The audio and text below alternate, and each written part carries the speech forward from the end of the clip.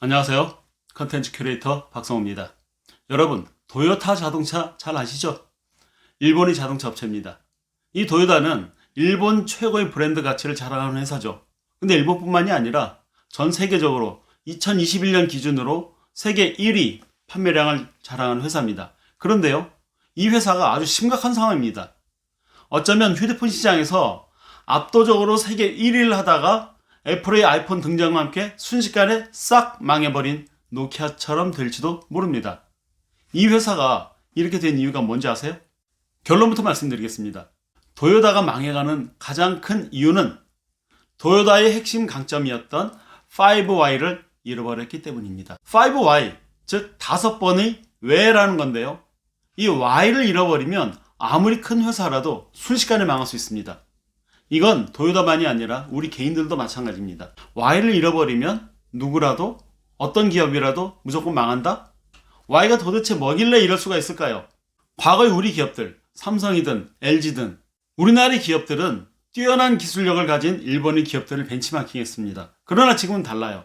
반도체, 조선, 배터리 등등 모든 분야에서 우리 기업들이 일본 기업을 제치고 세계 시장의 주도권을 잡아가고 있죠. 도요타를 비롯해서 히타치, 마쓰시다, 소니, 도시바, 파나소닉 등등등 일본을 상징했던 전자기업들이 이미 망했거나 망해가고 있습니다.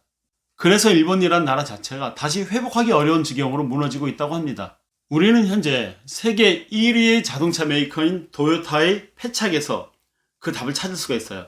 자, 도요타는 작년 2021년 기준으로 1000만 대 이상의 자동차를 판 세계 1위 기업인데 그런데 그 회사가 망해가고 있다? 그렇습니다. 왜요? 원래 도요타는 독보적인 자동차 생산 기술을 보유하고 있었어요. 내연기관과 하이브리드에서는 그 품질이 압도적으로 좋았죠. 미국 차 저리 가라고 독일 차보다 훨씬 좋았습니다. 그런데 자신들이 가장 잘하고 있던 그 내연기관차와 하이브리드를 고집하면서 전기차 시장에서는 아주 뒤처진 회사가 되고 말았습니다.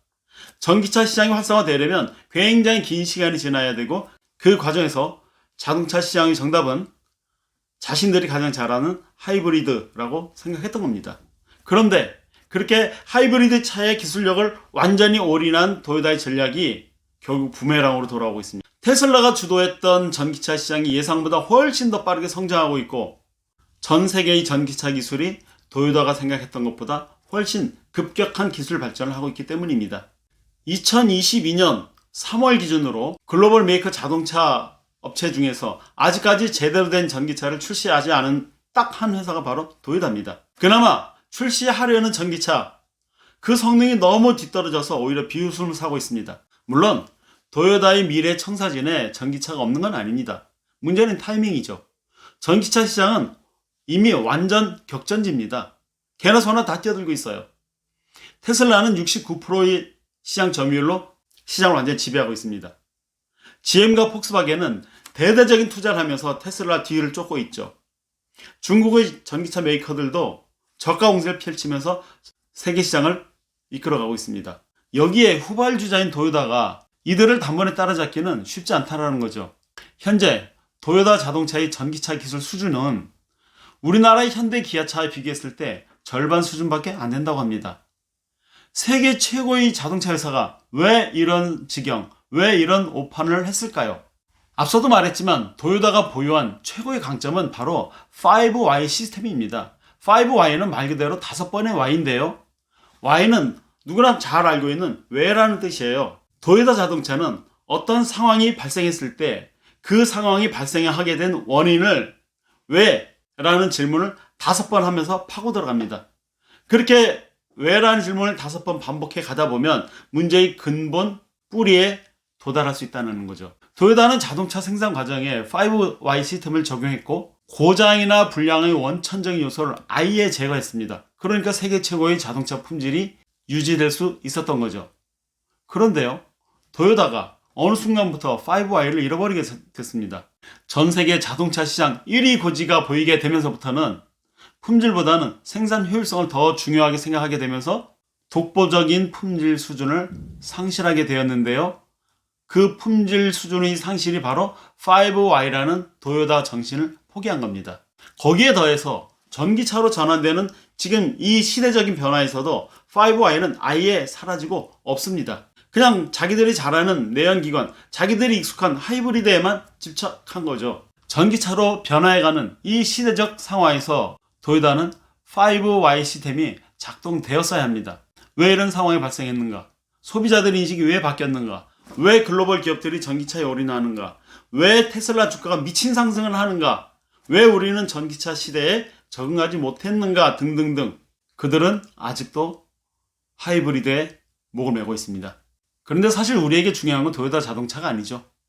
우리 각자, 즉 나가 더 중요합니다. 세계 1위 자동차를 걱정할 필요는 없습니다. 전 세계는 지금 엄청난 소용돌이에 빠져들고 있어요. 역대급 불황이 지금 쓰나미처럼 밀려오고 있습니다. 이 상황에서 우리에게는 어떤 5Y가 있나요? 나에게는 어떤 5Y가 있냐 이겁니다. 이게 바로 생존의 핵심입니다. 이걸 생각하지 않으면 누구라도 도요타보다 더 빠르게 폭망할 겁니다. 아인슈타인이 이렇게 말했어요. 미친 짓이 뭔지 아냐? 매번 똑같은 행동을 반복하면서 다른 결과를 기대하는 것이다. 이게 미친 짓이라는 거예요. 행동은 안 바뀌면서 결과가 바뀌기를 기다린다는 거죠. 복권도 안 사면서 당첨되기를 기다리는 거. 이건 미친 짓이죠. 질문을 던지지 않고 정답을 찾는 거. 미친 짓입니다.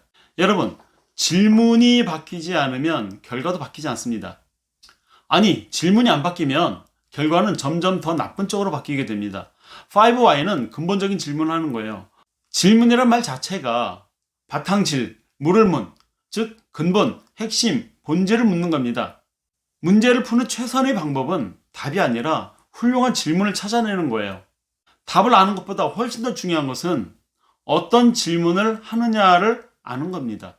그렇다면 우리는 어떤 질문을 해야 할까요? 이 Y라고 하는 것은 시작과 끝을 묻는 질문이에요. 본질적인 이유와 가치, 목적을 물을 때 Y를 사용합니다. 이런 질문을 생각해 보면 어떨까요? 지금 내가 하고 있는 일, 그 일을 왜 하고 있는 거지? 도대체 무엇 때문에 그렇게 바쁜 건가? 내가 하려는 그 일은 실패하더라도 몇 번이고 다시 도전해야 하는 이유가 있나? 궁극적으로 내 인생을 쏟아부어야 할 단 하나의 일은 무엇인가? 이런 질문 없이 무작정 살아가는 것은 목적지도 모르고 물 위에 흘러가는 낙엽과 다를 바 없는 겁니다. 여러분, 책을 왜 읽죠? 책을 읽는 가장 본질적인 이유는 나의 질문에 대한 영감을 얻기 위함입니다. 본질을 찾고 그것을 나의 인생에 적용하는 진로폰 책 읽기를 하는 것이 진짜 책 읽기예요. 더보기에 여러분들이 질문을 찾고 상상력을 키우는 책 읽기 기술을 설명하고 있는 PDF 자료가 링크되어 있습니다. 다운로드 받으시기 바랍니다.